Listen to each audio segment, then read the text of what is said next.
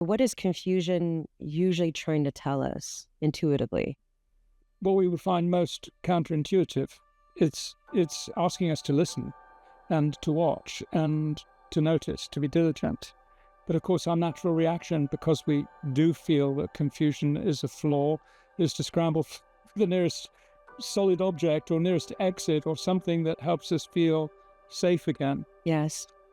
That's what we deal with in life, right? So how can we use those moments that seem so overwhelming? How can we develop the right approach to know that in those moments of what we would call weakness, that there is still something else waiting to happen?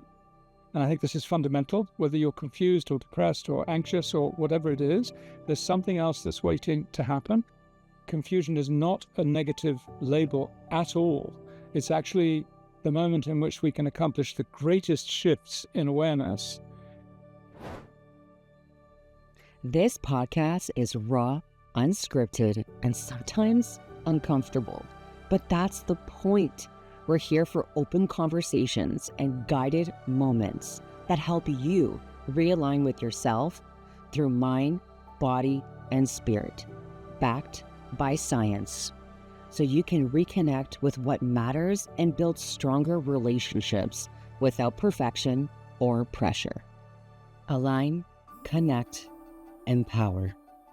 Today we have a special speaker, and with his wisdom and experience, we're going to walk through on the topic of confusion. I am thrilled to have you here. So when I read books, I study them. I don't know if you could see all my tabs here. Oh yeah. Outer Chaos, Inner Calm I've recommended to so many family members and clients. It's so poetic, playful, inspiring, and it just taps into a deeper part of me and myself. And the insights that you give in this book are so powerful. And the way it's written, I've done personal development books where there's like, here's the questions, fill in the gaps. And it wasn't like that. It had this like flow, like you're canoeing down a river. You can process it. You could do the little assignment, or you can come back to it. And it's just very calm and forgiving. I love it. And I, of course, because I know I was going to be chatting with you, I did the assignments. And what I've discovered on the other side of them is parts of myself that didn't even know existed. And I've been seeing a psychotherapist, a quantum physics coach to realign my emotional, triggers from the past. Like all those things are helpful. But sometimes the inner work, we kind of need to do these things on our own in these processes. So what was your inspiration of writing this book? And tell me a bit more about that, because you've helped thousands of people with this. Always my inspiration was the mess of my own life. And I think one of the most comforting things was understanding that it's actually a part of the human mess. It's not just me. So if that was a word of encouragement for me, maybe that can be encouraging to people who are feeling a bit overwrought and overwhelmed and in the swamp, especially those of us that really want to care for other people too, in the healing arts and serving other people or a cause that's bigger than we are. It's very easy to get exhausted, and it's very easy to overextend without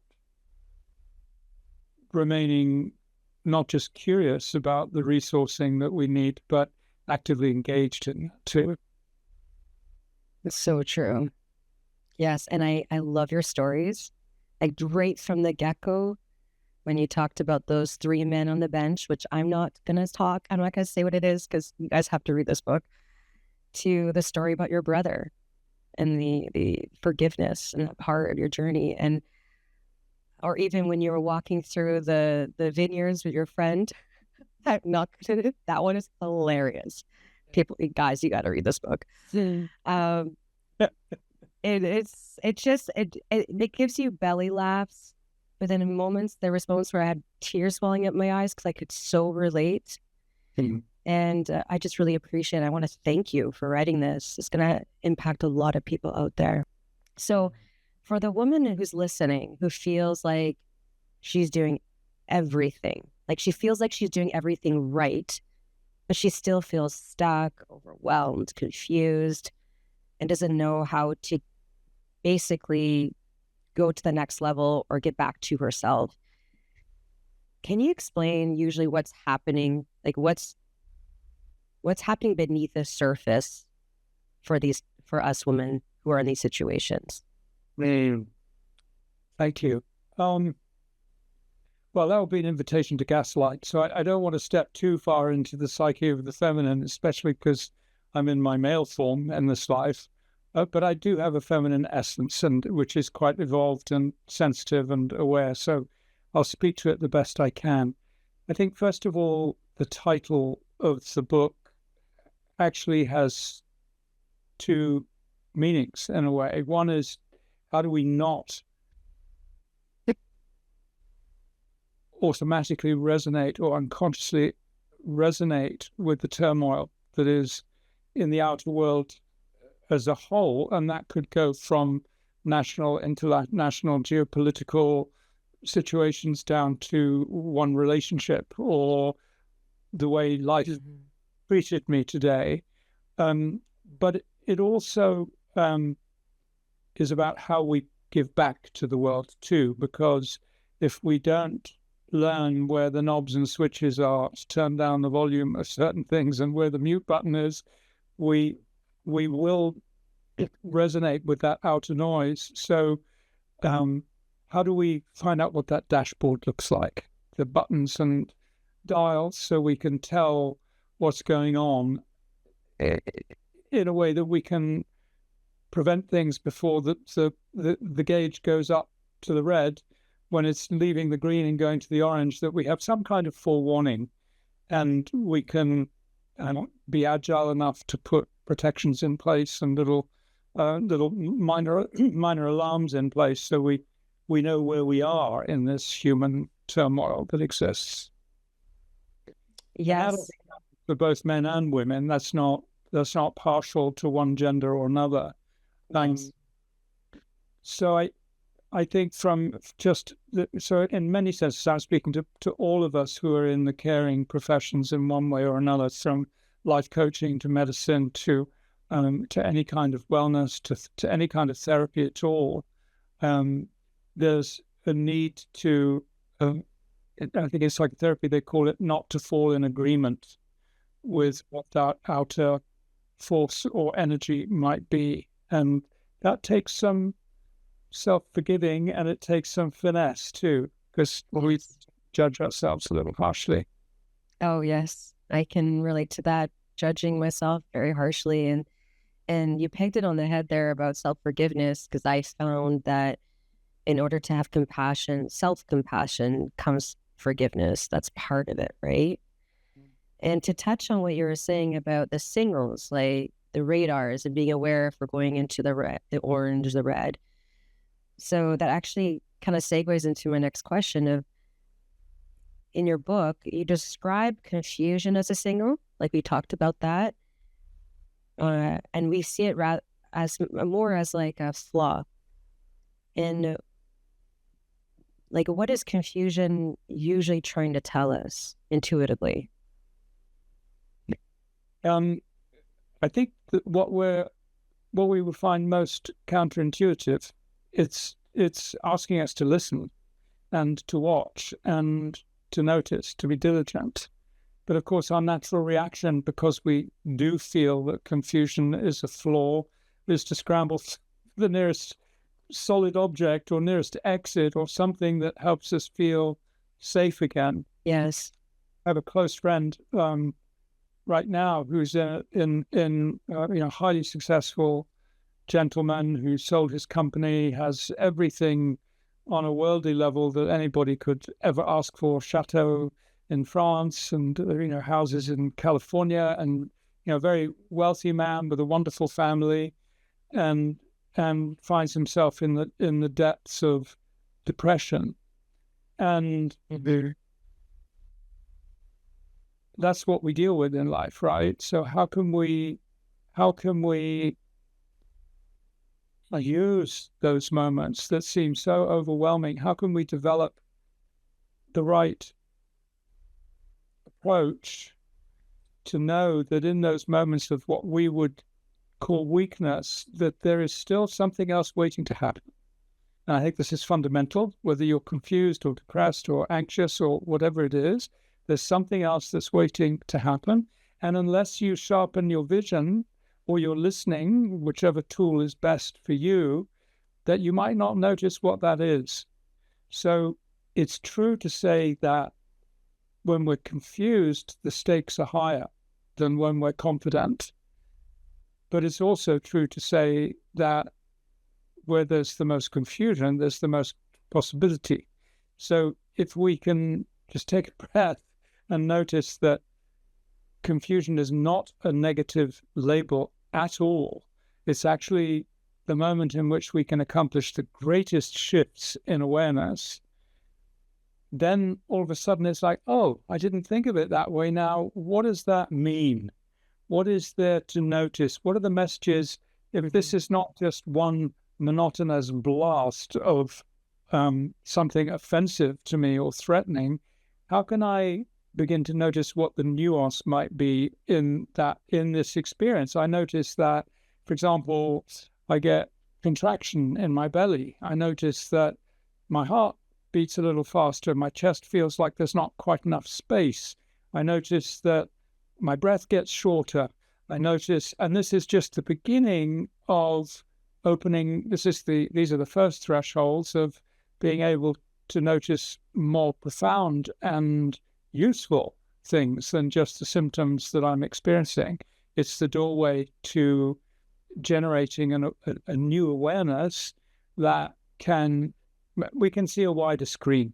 We can see things that we might have marginalized that are actually very significant to this moment. So I hope that's a takeaway for people, that confusion is actually a good thing. It's not a bad thing at all. And neither is it bad to admit that you're confused. You're actually demonstrating an act of leadership that most people don't have the courage to do. So I love that you mentioned that, because it's true in a workplace. Maybe if you don't have psychological safety, it's hard to admit when you're uncertain or confused, either a task or what someone said. And actually, it makes you a stronger person by asking questions. And that also, like you said, goes back to yourself, of asking questions to yourself. Why do I have this cramp in my belly, or this tightness in my chest, or my heart's going rapidly? And then you bring that awareness and ask yourself the questions. That's amazing. I completely agree with you. But why is it does caregivers and helpers or mothers, anyone in the service-based industry, and I'm not saying that's limited. Like, I have a lot of massage clients that also work for like corporate companies and office jobs, but they're like either in HR, so it's still a lot of service-based. They seem to be often the ones that ignore their own inner chaos, like not the inner calm, but the chaos within the longest. Do you have any insight on that? Yeah. Or is it because they're, maybe it's because they're empaths and they're absorbing? Yeah. Of course. One of the dangers of being an empath, how can you maintain sensitivity and at the same time the appropriate filtration not to become susceptible? How can you be sensitive but not susceptible?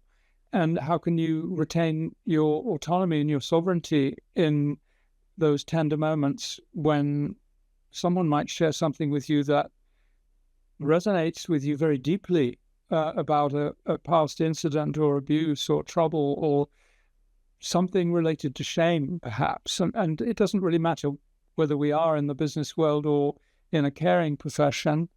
I think the triggers are similar. But the principles are also the same. And this inner work we spend a lot of time building our muscles, right? We spend a lot of time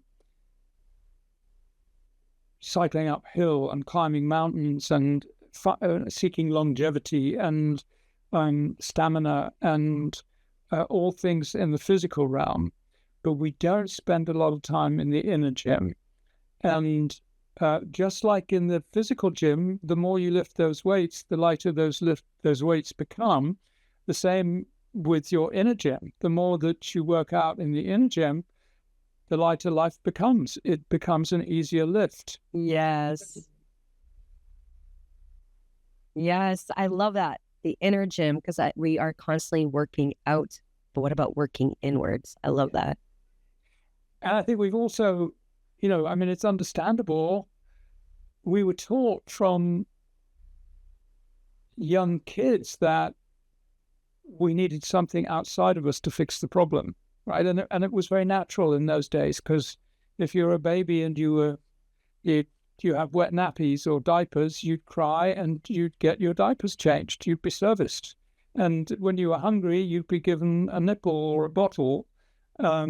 So right from the beginning, even though we had an autonomous nervous system and that was beginning to understand how to navigate the harshness of life, we were also reminded constantly that we were dependent on our caregiver in order to survive. And I think that being such an early experience in our life, you could call it an existential truth. So early on in our existence, it's really quite root level, it's radical. And so it's easy to continue through life looking outside for the solutions to heal what we perceive to be the problem. And this, I think, then evolves as we continue through life into adolescence and into adulthood, and it increases. It's not that we manage to change that. If we live the way the world would have us live, we'll become more dependent. And so people then start taking medications for uneases that have become diseases, and then we need different medications to cope with the side effects of the main medication, and then we're in this routine and on this slippery slope to really abdicating from dominion over who we are. We're just entirely dependent on an outer force. So it's difficult when you're in that place to understand that there even is an inner world. I have many people who come to me in my work that say, I don't know how to feel. And that's because every time I felt something, I'd take a pill. And why is it that such a large percentage of our population live on a continuum or on the spectrum of either being really fearful and on a good day or in a good moment not having fear? This is such a negative spectrum of life to be living on, and yet we're haunted by fear. We're fearful of being fearful. We're even fearful of being fearful of being fearful. It really, really troubles us. But when I work with people and we develop the robustness within a work to be able to turn around and face my fear, and I don't mean face it to punch it in the nose or quash it or beat it or get rid of it.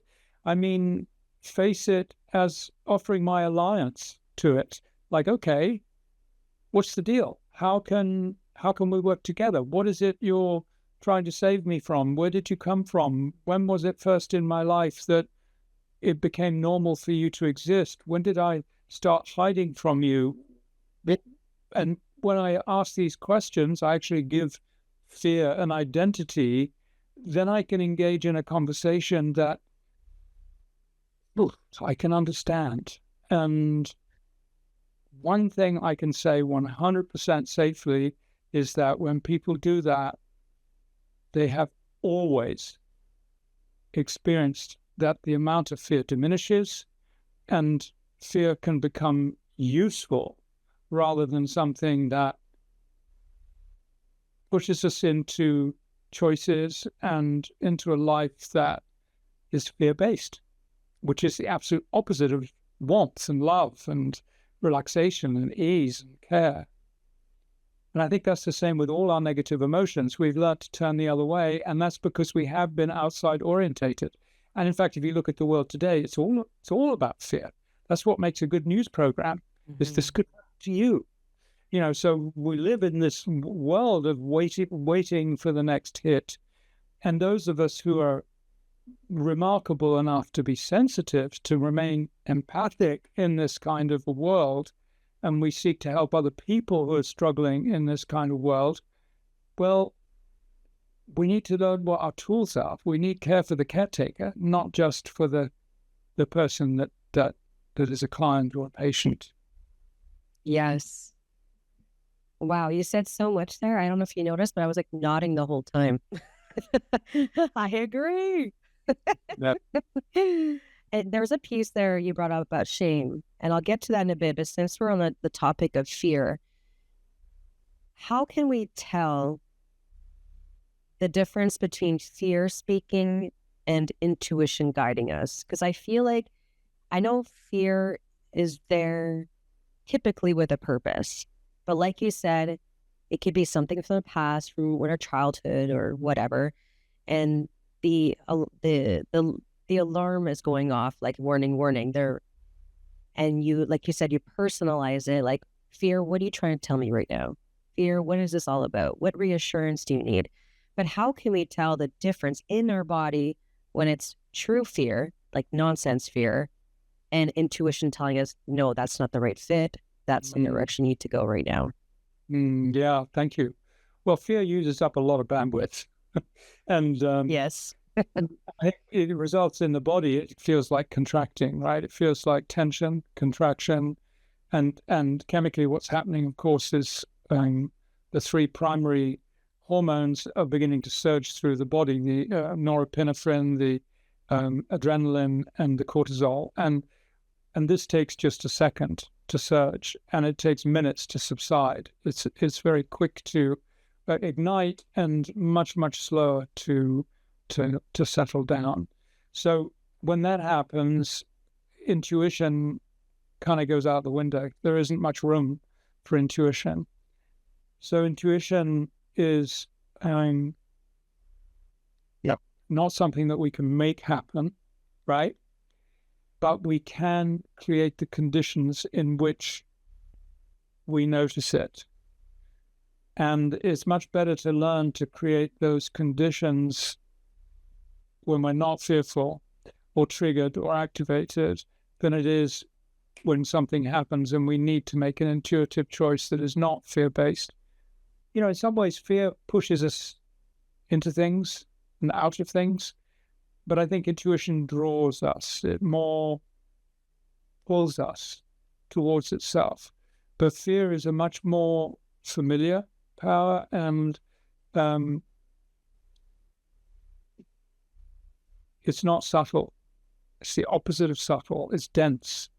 Intuition is what we notice in the subtle realms, right? When we meditate, before we go to sleep, when we're in the half sleep stage, or when we first wake up in the morning, or when we do breath work, for example, we can go through the forest of thoughts and come into the clearing where we're more able to receive whichever of the senses is our favorite sense. So it might be touched by a breath of wind, or it might be a particular sound or vibration, or it might be something we see. But we need to clear the room in order to get a context of what's there. I think a good example, I don't know, when you've been through an airport and they make you walk through the duty-free, for example, and yes, you have to walk past 45 different perfumes, and you know, there's the people, the girls are there with testers just spraying it on sticks in people's hands, and by the time I get out of there, I couldn't notice what a roast chicken would smell like. I wouldn't be able to smell anything. And I think it's the same kind of thing. If we overload ourselves with these dense awarenesses, we lose our ability to be sensitive to the nuance that exists in life. I love that example. Usually I walk out of there with like a headache or a migraine. So yeah. So what I gather you saying is that if you are constantly living in that norepinephrine, like the fight or flight stage of fear, it's hard for us to tap into our intuitive side. And intuition needs that space, that of clarity. And that, so if we are able to decrease that fear, the illogical fear, which feels familiar, it is not subtle, it's dense, and asking yourself, how does it feel in my body? Am I feeling my chest and my heart rate going up? Then we can say, okay, this is fear-based, so maybe a trigger from my past. As for and then once you decrease that, the noise of that, then you could develop the sense. You get your sense back. You could smell the roasted chicken. Then you get your intuition, the whispers, and that feels more like a draw. So it's not like be scared of this, but just be aware that maybe this thing isn't the right fit for you. This is not fear. That's just awareness. Am I getting that right? Yeah, absolutely right. And of course, we haven't mentioned the big T word, but trauma is what sits at the root of all fear, right? So what we're doing, the more anxiety we're experiencing as we move towards fear or panic, the more we are moving to that fight, freeze, or flight stage, which is literally transferring our processing power from the frontal lobe, the prefrontal cortex, back to the amygdala, which is the survival brain. And that's why those are the only three choices in our palette. Those are the only three colors we've got. I'm either going to punch back, freeze, or I'm going to flee. I'm just going to run away as fast as I can. And when we're in that stage, that's when those hormones are maxing out. There's no way we're able to make any really intelligent choices. But there is one that we can train ourselves to do with practice. And it's a very simple choice, and that is to take one breath. And probably every carer that is listening to this has said to their client or patient before, let's just take a breath. When they see the tension levels coming up. So we all know that intellectually, but we don't often use it when we're in that moment of tension. I have a student of mine, all my students are my teachers, and Julian said to me one day, he said, emotional intelligence is the ability to take a breath when you don't want to. And I was like, yeah, I like that. I like that. I like that too. Yeah. It's that moment when, when someone says, oh, for goodness sake, relax. And you just want to punch them. Yes. I'm perfectly okay. It's that counterintuitive moment of, if we can manage that, and again, that's what needs to be practiced outside that context of tension, then it can become the easiest tool to reach for in the box, and we can learn to rely on it. And that's just the beginning of breath awareness. This is opening a tiny crack in the door to a relationship that is more important than any other relationship in my life. Even as a parent, as a devoted husband, the most important relationship I can have is really with my breath. And so that's another whole story there waiting to be explored. Yes. I mean, I'm terrible at breath work until as of recently. So, and I've been working with that with my children too. And we call them dragon breaths. Yay. So, because I had to make it fun. They're young, right? So when they're really frustrated or whatever emotion's coming up that's agitating them, they could just take that big breath in from their nose and then breathe out the fire. And that imagery really helps them. And does it always work? Maybe not, but it takes practice, especially at the beginning, Yeah. Yeah, but I love that you're working with them to get them to be more aware of it, because it makes you more aware of it too, right? Like, oh, you're getting them to do it. So it's like, okay, I need to live this. If I'm going to get them to do it, I need to. That's exactly why I'm terrible with breath too, honestly. But that's why I teach people, because it keeps me in line. Yes, that's exactly it.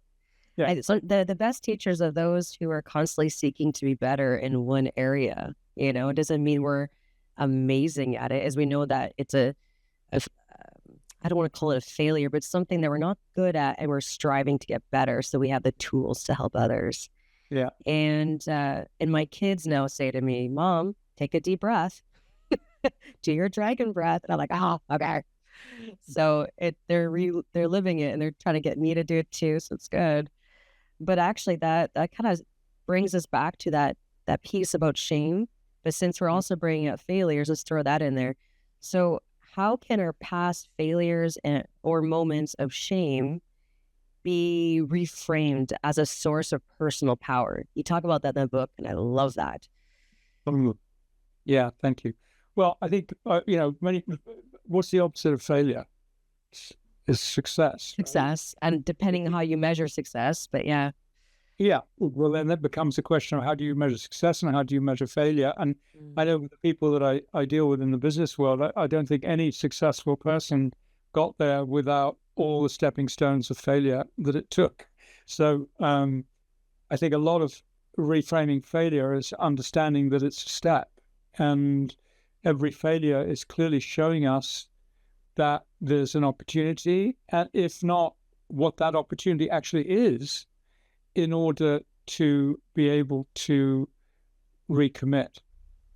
And I think, just for those of us that like to kid ourselves that we don't make failures, I love the analogy of the unconscious commitments that we make in life, because a lot of us want to blame life, and I still do sometimes. It's when it gets really nasty, it's like, I want to place the blame outside, and that's part of the same childhood habit of getting the solution from outside. I'm looking to outside for my inner condition, and when I do that, it's going to happen both ways. I'm going to need the solutions, and I'm going to place the blame on my outer world. But I can't change anything unless I'm willing to act as if I'm 100% responsible for it happening. I can't change anything unless I accept I'm 100% responsible for having created it.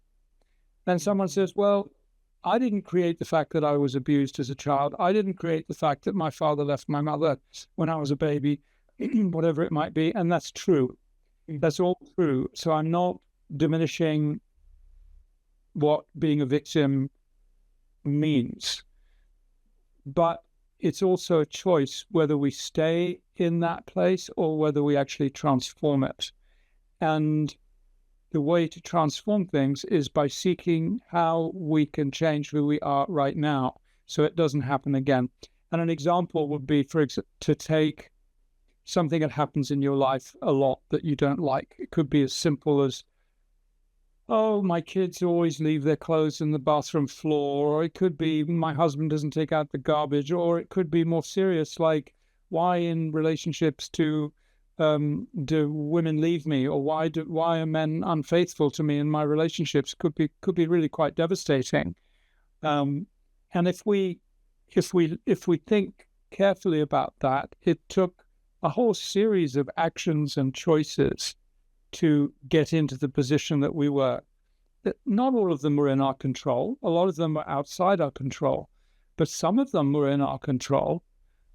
I remember as a kid always wondering, what is it that stops me? What is it that I cross the road at exactly the right moment, or I see an accident in the road? Why wasn't it me? And I used to ask this question a lot. I'd see a disaster and I'd go, gosh, I'm so lucky.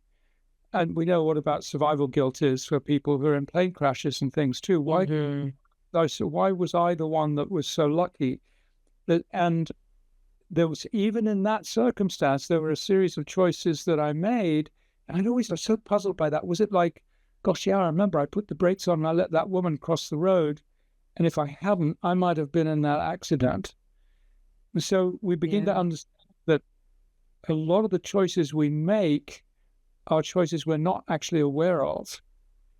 And Bruce Lipton says something really relevant to this, and he was a stem cell scientist in the 70s and an extraordinary being. He wrote a book called The Biology of Belief, well worth a read. And he now posits that 95% of our choices are subconscious or unconscious choices. Only 5% are conscious. And so what does that mean? That means that 95% of what I'm doing in my life, I'm doing without actually being conscious. 95% of the consequences that I'm creating in my life are created by choices that I'm making without being aware of them. That's worth a breath. Wow. That's big. It's big. How can I use that 5% to get leverage on that 95%? How can I actually influence that subconscious? Because it's that subconscious that believes I'm a failure. I was taught that when I wasn't good, I'd get into trouble. And every time that happened, I was a failure. I remember being in school. I was at boarding school from a very young age. And I remember the teacher in those days, he would throw the blackboard duster at students who weren't paying attention. I got whacked quite a few times, and he'd say, "Pay attention." I never, unfortunately, had the wisdom to look at him and say, actually, what's going on outside the window is a lot more interesting than what you're talking about. There's a much, nature is teaching me much more than you can teach me. But, and eventually I understood, oh, that's my imagination.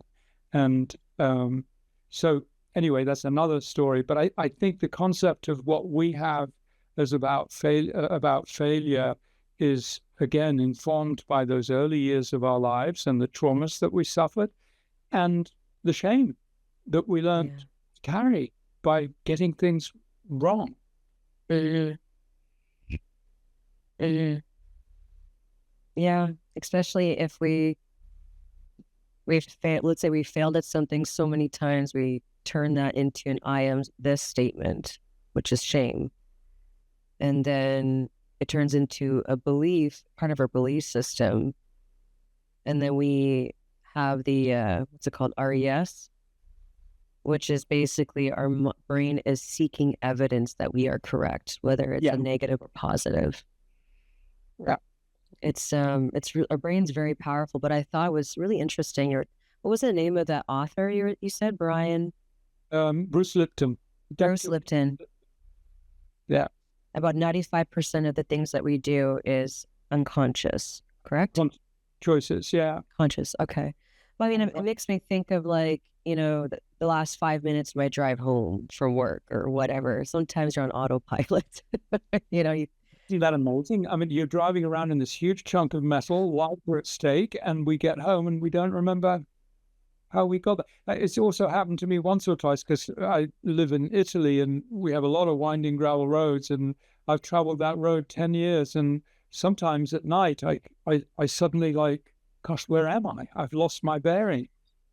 And they're such good metaphors, these things, because if we don't pay attention, that's exactly what happens for us. We do lose our bearings. And I find it happen often when I'm eating. I don't know if this ever happened where you're distracted eating and I look down at my food. I'm like, where did my food go? Yeah. Or my plate, and I'm like, where did my food go? And I'm like, oh, I really was enjoying that. How did I not notice I was done or whatever? You know what I mean? Yeah. Or dessert. You're like, oh, I want more. Like, but you weren't like really present to enjoy that whole process, and it's mind-boggling. But okay, so we were talking about failure, shame. So how do we know when we tap into our inner self that we are in the direction, like in the active direction of healing versus something where, how would I phrase this? So how do we know we're actually in the direction of healing when it comes to things in here unconsciously is holding us back? Does that make sense? So when we have these limited beliefs. Sorry, no, go ahead. Say it again. How I want to say, like, here we believe it something about ourselves that to be untrue, but some people don't know it's there. It's not unlocked. And yet we're trying to heal. We're trying to get to the next level or on the other side of this wall because we feel stuck or confused. Do you have like any wisdom to show someone that you can unlock that so then you know you're in the direction of healing and getting over that road block? That's an interesting question.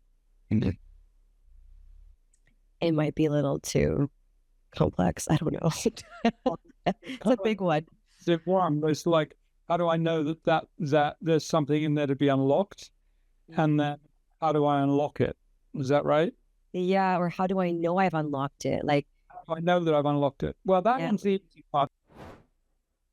Sorry, but not sorry for the cliffhanger. The reason why I paused it here is because I want you walking away from this knowing that you have the power to understand that the feeling that you're having, confusion, stuck, uncertainty, or maybe you're looking at your fears as a barrier to get you to the next level, or you're anxious about doing the dang thing because you feel like that you're going to repeat those failures. But now you know that those are necessary, but to have more knowledge to move forward into your next adventure, into your next challenge. Uncertainty can be scary, but it doesn't have to be. And in a second part with Anthony, we're going to be discussing more deeply into some tools that you can use to bring yourself to a place of more tranquility, calm, and certainty, to getting out of that feeling of being stuck and confused. So wait till next week on Wednesday to hear more about Anthony. But before I let you go, I have some little funny bloopers here for you. I know that's a fan favorite. And here they are. Just got one light extra that I want to add on here. Perfect. Because I have these sunken eyes, so sometimes... Don't worry, you're handsome. You got this. All right, I got it. All right, let's get started. Let's get started. Let's see if I get this right. Your name. Okay. So I want to welcome... You'll get away with it. Yeah, I'm going to add an Italian accent, okay? Yeah, there you go. So welcome Anthony Abbagnano. So close. So close. Okay, can you rephrase that for me? Yes, Abbagnano. Abbagnano. Agno. Like a lasagna. Like lasagna. Sorry, I have a hard last name too. Everyone's like Plamondon. And it's like, no, it's Janelle Plamondon, or Plamondon. But it's okay. Right. All right, that's it for today, folks. I'll see you on Sunday for a guided meditation. And this following Tuesday for your Tip Tuesday on perspective shifts, mindset shifts from me, and on Wednesday for part 2 with Anthony Abbagnano. Yes, I think I nailed it.